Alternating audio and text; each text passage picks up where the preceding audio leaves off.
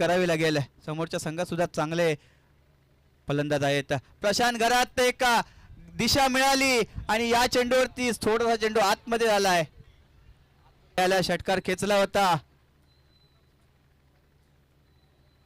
हा चेंडू पाहायचं झालं तर 49 धावा आतापर्यंत केल्या आहेत.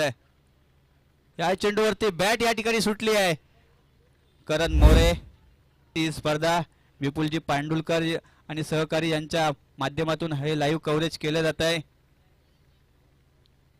जय सुंदर गोलंदाजी ठिकाणी धावा मागच्या षटकामध्ये येत होत्या, मात्र धावांचा जो धावांना लगाम लावण्यात प्रयत्न केलाय.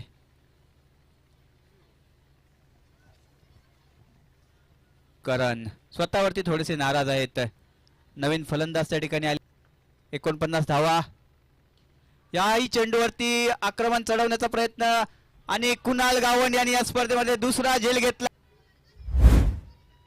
म्हणून ज्यांची ख्याती कुणाल गावंड, सुंदर फटका खेळण्याचा प्रयत्न होता, मात्र कुणाल गावंड यांनी या चेंडूवरती नजर ठेवली आणि सुंदर त्या ठिकाणी झेलही पकडलाय. सर्वजण मात्र खुश असतील. वर परत आहेत. स्ट्राईकला ओमकार देसाई.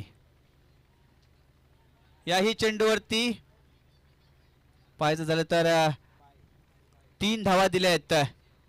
जय शेवटचा चेंडू या षटकामध्ये बाकी आहे. यावेळेला आणखीन एक चांगला चेंडू